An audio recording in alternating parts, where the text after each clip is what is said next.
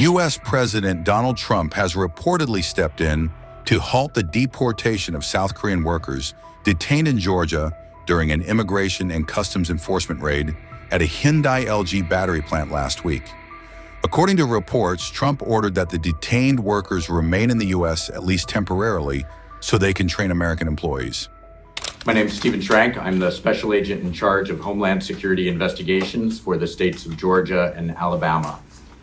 Yesterday, Homeland Security investigations, in coordination with our law enforcement partners, executed a judicial search warrant as part of an ongoing criminal investigation into allegations of unlawful employment practices and serious federal crimes.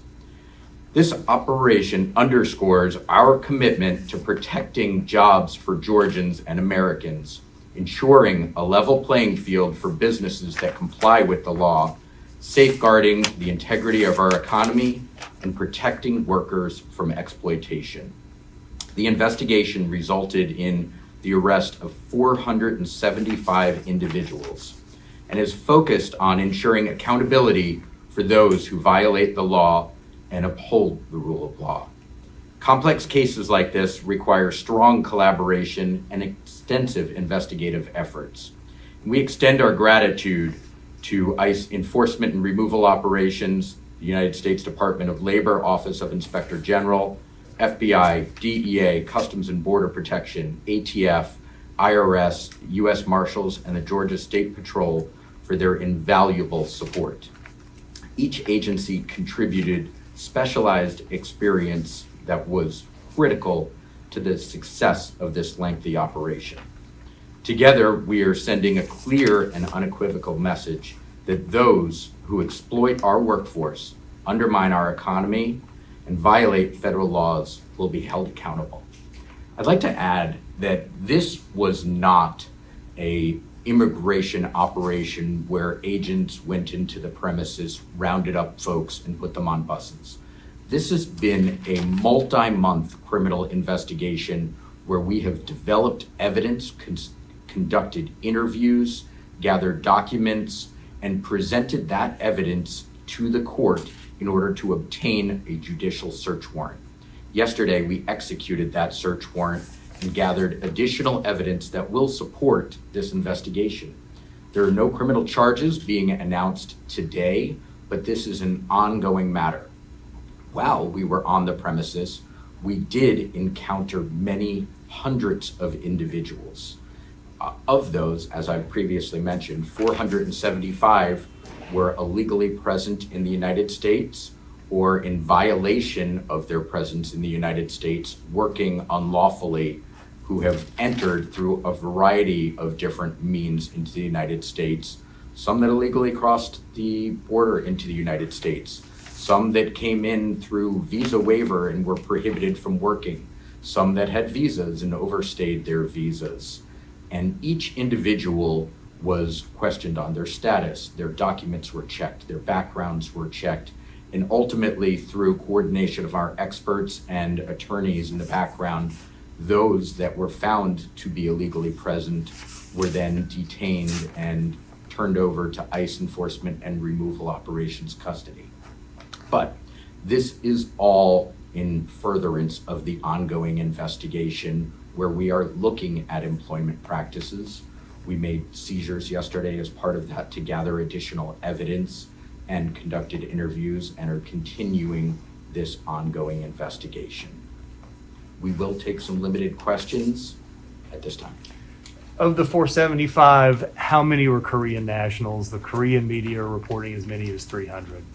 There was a majority of Korean nationals from the 475.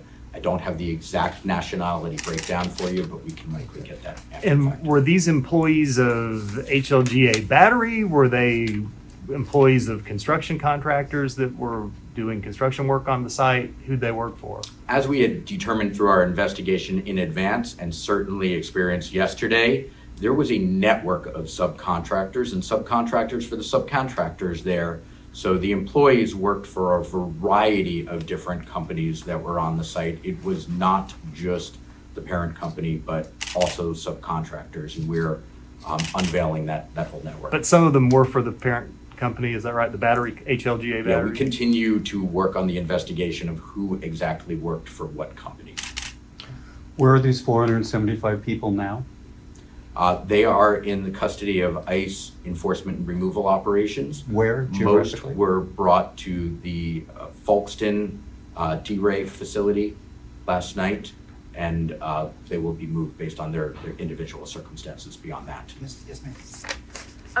WTOC has been investigating and reporting on the presence of undocumented workers on the site for about a year now, and so this has kind of been something that's been known to some extent in the local community. What is it that prompted Homeland Security investigations to look into this?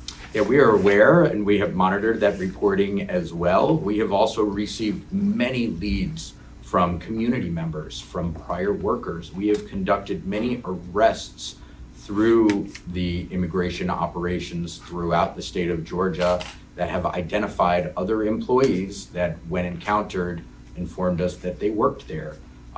We have interviewed folks and we have developed evidence over the course of many months in support of the investigation. What are some potential consequences that the company could face, or is that something you can speak to right now? I don't want to speculate on ultimate. This is an ongoing investigation. No charges have been filed, so that means that no wrongdoing is being accused at this time. A South Korean foreign ministry official confirmed that Trump had personally asked U.S. officials to encourage the workers to stay stateside and continue to train or educate Americans. As of Wednesday, September 10th, the workers were scheduled to be sent home on a charter plane. But that flight was delayed after Trump intervened, asking whether they should remain. Thanks to the swift and unified response of government ministries, economic organizations, and companies, negotiations for the release of the detained workers have been concluded. Only the administrative procedures remain, and as soon as these are completed, a chartered plane will depart to bring our citizens home. To prevent similar incidents from occurring in the future, we will work together with the Ministry of Industry and related companies to review and improve the visa system and residency status of those traveling to the U.S. for project-related business. South Korean Foreign Minister Hyun, in Washington for talks with Secretary of State Marco Rubio, responded that workers could return home first to recover and then come back to train if they chose to.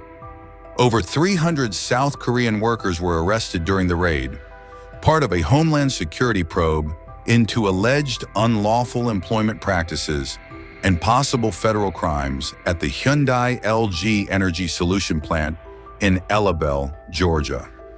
Meanwhile, South Korean President Lee Jae Myung warned that the incident could impact future investments.